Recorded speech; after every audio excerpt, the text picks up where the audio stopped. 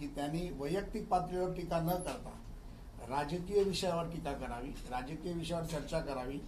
आणि ती भूमिका माझी मनोज जरांगे पाटलांच्या वेळेला आजपासून 3 वर्षापूर्वी होती. तीच भूमिका माझी आजही आहे आणि तीच भूमिका मी लक्ष्मण हाकेंना देखील सांगतोय. त्यांचं एक असं विधान आहे की मनोज जरांगे पाटील ज्या शिव्या देतात त्या तुम्ही सांगता आणि त्यानंतर या सगळ्या शिव्या देतात असं आहे. लक्ष्मण हाकेंचा तोच प्रॉब्लेम आहे. मला वाटतं की कदाचित ते प्राध्यापक देखील आहेत, पण प्राध्यापक असून देखील ते अभ्यास करतात की नाही करतात हा देखील प्रश्न आहे. आपण जर इतिहास काढला तर आपल्या अख्ख्या मुंबईतल्या, महाराष्ट्रातल्या, देशातल्या मीडियाला माहिती आहे मनोज जरांगे दादा पाटलांना सर्वात पहिला अंगावर घेणारा जो व्यक्ती कोण होता तो प्रसाद लाड होता. हमरी तुमरीमध्ये बोलणारा जो कोण व्यक्ती होता तो प्रसाद लाड होता. आणि या बाबतीत माननीय मनोज जरांगे पाटलांनी देखील स्पष्टपणे मीडियामध्ये कबुली केली की प्रसाद लाडनी देखील मला अंगावर घेतलं. आणि माझं कारण तेव्हाचं तेच होतं की कोणावरती वैयक्तिक टीका करू नको, कोणालाही शिवीगाळ करू नको, कोणाच्या आई वडिलांवरनं बोलू नको. आणि ज्या पद्धतीमध्ये त्यांनी देवेंद्र फडणवीसांच्या विरोधात भाषा वापरली त्या भाषेचा विरोध करण्यासाठी मी जरांगे पाटलांना विरोध केला. कालांतराने त्यांचा गैरसमज दूर झाला. त्यांचे विषय स्पष्टपणे त्यांच्यापर्यंत पोहोचत नव्हते, ते पोहोचवण्याचे काम करण्याची भूमिका मी केली. ओबीसी समाज, SC ST समाज, आदिवासी समाज, मराठा समाज यामध्ये कुठली दुफळी निर्माण होऊ नये त्यामुळे त्याच्यासाठी मी प्रयत्न केला. आणि आज जरांगे दादा पाटलांच्या ते लक्षात आल्यानंतर मागच्या 2-2.5 महिन्यापासून त्यांनी माननीय देवेंद्रजींबद्दलची भूमिका बदलली. त्यांनी कोणाबद्दलही वैयक्तिक टीका करणं बंद केलं. मी आज देखील तुमच्या माध्यमातून सांगतो, जर त्यांनी देखील वैयक्तिक पातळीवरती कोणाबद्दलही बोलले तर त्यांच्या विरोधात बोलण्याची भूमिका आजही मी ठेवतो. तीच भूमिका घेऊन मी चाललोय. आता हाके असं म्हणतायत की प्रसाद लाडनी मनोज जरांगेला सांगितलं की देवेंद्र फडणवीसांबद्दल मी शिव्या द्याव्या. सन्माननीय लक्ष्मण हाकेजी, मी तसं मागाशी म्हटलं की हाकामारी केल्यासारखं बोलू नका. देवेंद्र फडणवीस आमचे नेते आहेत, देवेंद्र फडणवीस आमचे भाऊ आहेत, देवेंद्र फडणवीस आमचं सर्वस्व आहे. त्यामुळे देवेंद्र फडणवीसांबद्दल एकदा तुम्ही बोलून दाखवा, मग तुमच्याबद्दल मी काय करतो हे अख्खा महाराष्ट्र पाहिजे. पण याच्यामध्ये ते म्हणतात की माझ्या रॅलीवरती हल्ला करण्याचा पण कट टाकला होता आणि नंतर अटक करणार होते, त्यासाठी बंदोबस्त लावला होता असा आरोप करतात जरांगे पाटील. नाही बघा, जरांगे पाटील काय आरोप करतायत काय नाही करतायत त्याबद्दल मी काही भाष्य करणार नाही. परंतु एकच गोष्ट सांगेन, माननीय उदय सामंत साहेब देखील जरांगे पाटील साहेबांशी बोलले आहेत. माझं देखील 2दा-3दा बोलणं झालंय. आमचा प्रयत्न नक्कीच राहील त्यांच्या मनामध्ये ज्या काही चुकीचा समज आहे किंबहुना त्यांचा जो गैरसमज झालाय तो दूर आम्ही करू याची मला खात्री आहे. त्यांच्या ज्या काही 6-7 गोष्टी त्यांच्या ज्या पूर्णत्वाकडे गेल्या नाहीत, ज्यामध्ये सरकारी अधिकाऱ्यांकडनं त्यामध्ये चुकीच्या पद्धतीने वागलं जातं किंबहुना त्यांचं असं म्हणणं आहे की सरकारी अधिकारी त्यामध्ये खोडपणा करतात किंबहुना त्यांनी बावनकुळे साहेबांवरती टीका केली. पण माझी त्यांना त्या बाबतीत देखील विनंती आहे की सन्माननीय चंद्रशेखर बावनकुळे हे राज्याचे नेते आहेत, आमचे नेते आहेत. तर त्यांच्यावरती देखील आरोप करत असताना त्या आरोपाची शहानिशा माननीय मनोज जरांगे पाटलांनी केली पाहिजे.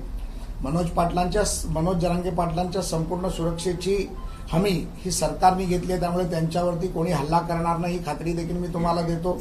आणि त्यांनी बावनकुळे साहेबांसारखा एक नेता जो सातत्याने त्यांना मदतीची भूमिका ठेवतो त्यांच्या बाबतीत थोडा संयम ठेवून जर ते बोलले तर मला वाटतं निश्चित भविष्यात या सर्व प्रक्रिया करत असताना बावनकुळे सारख्या एका ज्येष्ठ नेत्याचा सन्मान राहिला तर निश्चितपणे त्याच्यात आपल्याला मदत होईल. पण या सगळ्या प्रक्रियेमध्ये ज्या पद्धतीनं भाषेचा वापर जरांगे पाटील विशेष करून करतात, काल प्रवीण दरेकर यांच्याबद्दल पण बोलताना त्यांनी आक्षेपार्ह भाषेचा वापर केला. आज बावनकुळे यांना देखील त्यांनी आक्षेपार्ह भाषा वापरली आहे. भाजपकडून याला उत्तर दिलं जाणार आहे जसं तसं निश्चितपणे देऊ. मी काल देखील म्हटलं, आज देखील म्हणतो की आम्ही कुठल्याही पद्धतीची आमच्या पक्षांच्या नेत्याबद्दल चुकीची भाषा खपवून घेणार नाही. तुम्ही आंदोलक आहात, आंदोलकांमध्ये एक वेगळ्या प्रकारची चीड असते, आंदोलकांमध्ये एक आक्रमकता असते. आम्ही आक्रमकता समजू शकतो, परंतु आक्रमकता समजत असताना तुम्ही कोणावरती वैयक्तिक टीका केली तर आम्ही कोणीही यामध्ये ऐकून घेणार नाही हे निश्चितपणे सांगतो. आणि त्याच बाबतीत तसंच मी लक्ष्मण हाकेंना देखील सांगतो आणि मला पूर्णपणे खात्री आहे की मनोज जरांगे पाटलांना जे काही कोणी फीडिंग देत आहेत, फीडबॅक देत आहेत ते चुकीच्या पद्धतीत देत आहेत. 4 कुणबी नोंदी ज्या त्यांना मिळाल्या नाहीत त्याबद्दल त्यांची तळमळ होती, त्याबद्दल ते माझ्याशी देखील बोलले होते. पण परंतु हे देखील विसरून चालणार नाही की 2.5 लाख लोकांना आतापर्यंत कुणबी समाज पत्रकं मिळाली आहेत आणि त्या बाबतीत आपल्या मीडियाच्या माध्यमातून ती जाहीर देखील केली आहे. एका मराठी वृत्तपत्राने त्यामध्ये बातमी देखील त्याची केली आहे.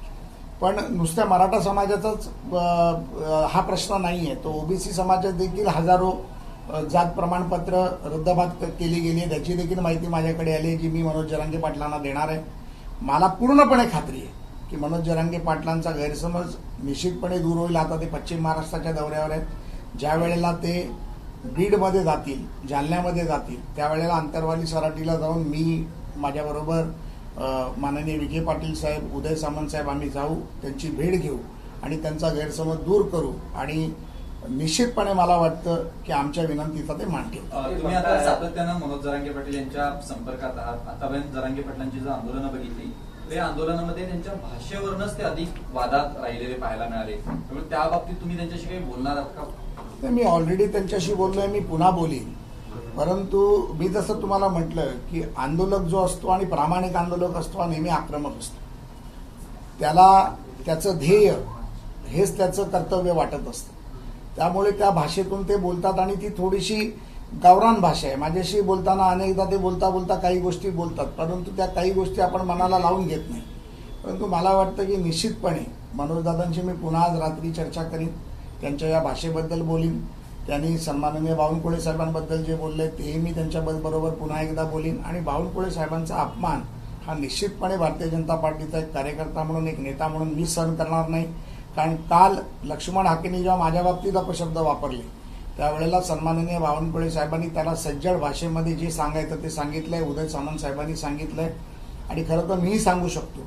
परंतु मला कुठेही त्याचा त्या शब्दातून उपद्रव निर्माण करायचा नाहीये. गैरसमज असेल तर तो दूर करण्याचा माझा प्रयत्न आहे. दोन्ही नेते प्रसाद लाड एकटे किती लढणार? बावनकुळेंनी पत्र दिले प्रमाणपत्र रद्द करण्यासाठी आणि त्यात एकनाथ शिंदे देखील सामील आहे. नाही बघा, एकनाथ शिंदे साहेबांच्या बाबतीत त्यांनी बोलले तेही मी ऐकलं.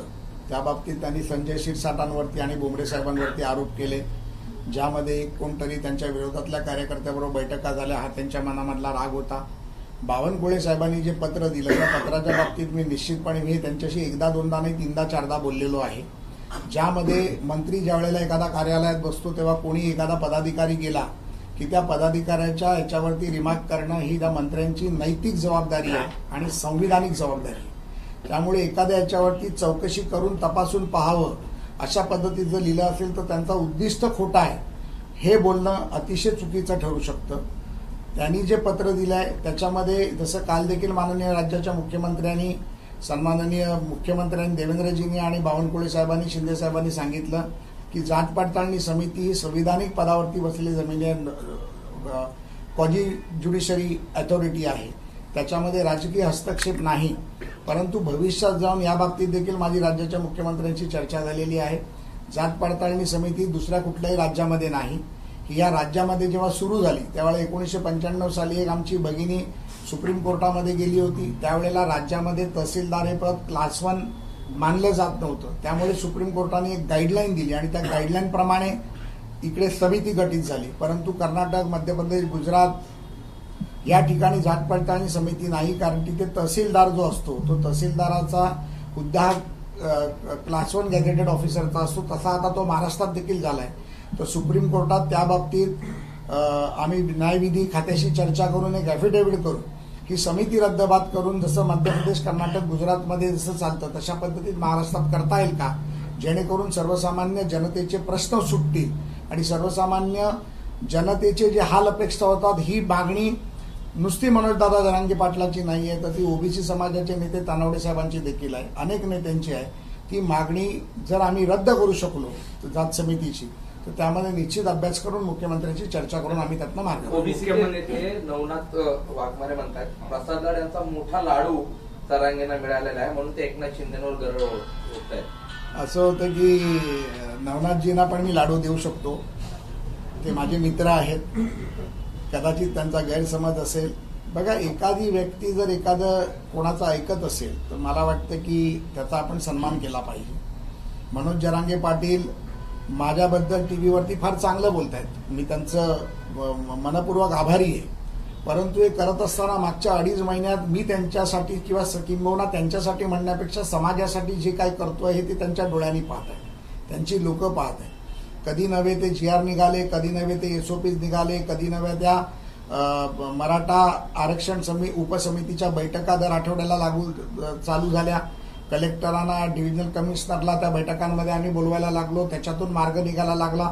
आजही त्यांच्या मनामध्ये काही गोष्टी पूर्णत्व न झाल्याचं दुःख आहे, परंतु मी निश्चितपणे तुम्हाला खात्री देतो की ते काम होईल. आणि जो व्यक्ती काम करतो किंवा काम करायचा जो प्रयत्न करतो, माननीय मुख्यमंत्री त्याच्यासाठी मला मदत करतात हे त्यांना माहिती आहे, विखे पाटील मदत करतात हे त्यांना माहिती आहे, एकनाथ शिंदे साहेब मदत करतात हे त्यांना माहिती आहे.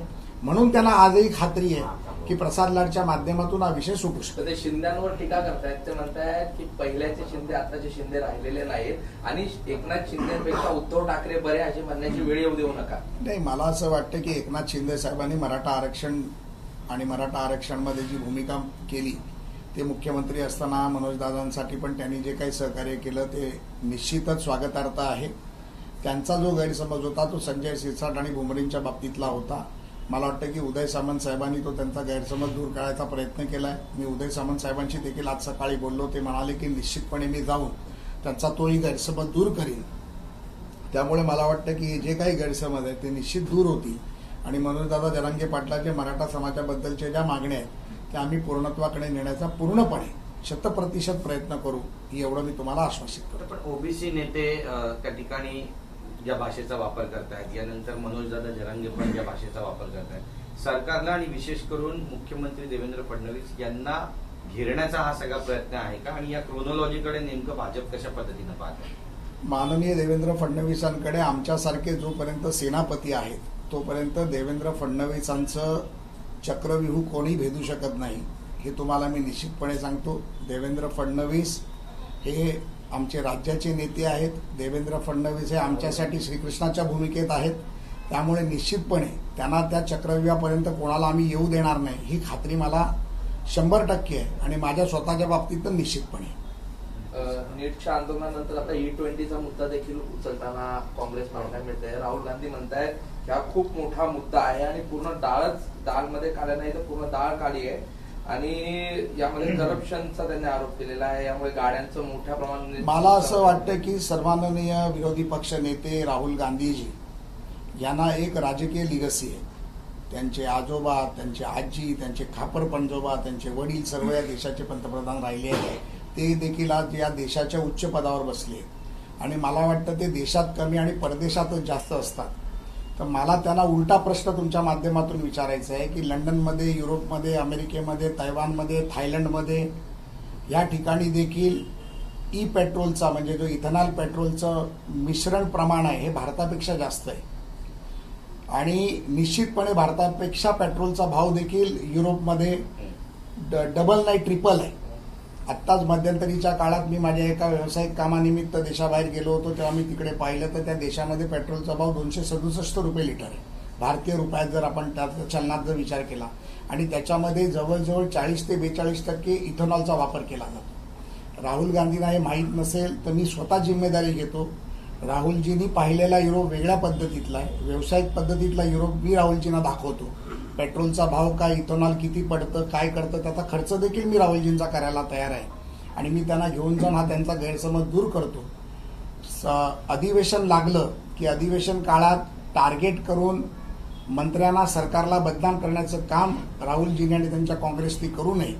मला वाटतं की सन्माननीय आमचे नेते नितीन गडकरी साहेबांनी जो निर्णय घेतला तो अतिशय परिपक्व निर्णय होता, ज्याच्यामधनं जर इथेनॉलचं प्रमाण वाढत गेलं तर पेट्रोलचे दर कमी करायला मदत होईल. पेट्रोलचे दर जर कमी झाले तर सर्वसामान्य शेतकरी, कष्टकरी, गाडी चालवणारा, मोटरसायकल चालवणारा, ट्रॅक्टर चालवणारा माणूस याला त्याचा लाभ होईल. आणि आपण इनडायरेक्टली याला म्हणतो बेनिफिट्स, त्या इनडायरेक्टली बेनिफिट्समध्ये जर पेट्रोलचे दर जर कमी झाले, इंधनाचे दर जर कमी झाले तर त्या माध्यमातून शेतीचा भाव वाढू शकतो, ग्राहकांना त्याचा फायदा होऊ शकतो. अशा अनेक गोष्टी आहेत. परंतु राहुल गांधी आणि कंपनी यांना या देशामध्ये अस्थिरताच निर्माण करायची.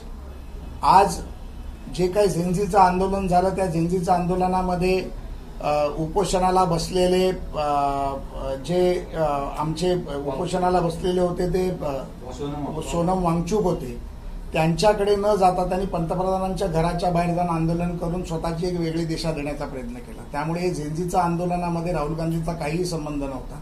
त्यामुळे राहुल गांधी काय करतात हे त्यांना स्वतःलाच माहीत नसतं आणि काँग्रेस पक्षाला तर मला वाटतं निश्चितपणे माहीत नसतं. उद्धव ठाकरे यांनी पुन्हा एकदा म्हटलंय की ज्यावेळी पक्षाची सुनावणी सुरू होती पक्षचिन्हासंदर्भातली त्यावेळी शिंदेचे खासदार म्हणजे ठाकरेंच्या शिवसेनेतून शिंदेच्या शिवसेनेत गेलेले खासदार यांची भेट घेतली पंतप्रधान नरेंद्र मोदी यांनी आणि त्यांना सांगितलं की भिवू नको, मी तुझ्या पाठीशी आहे.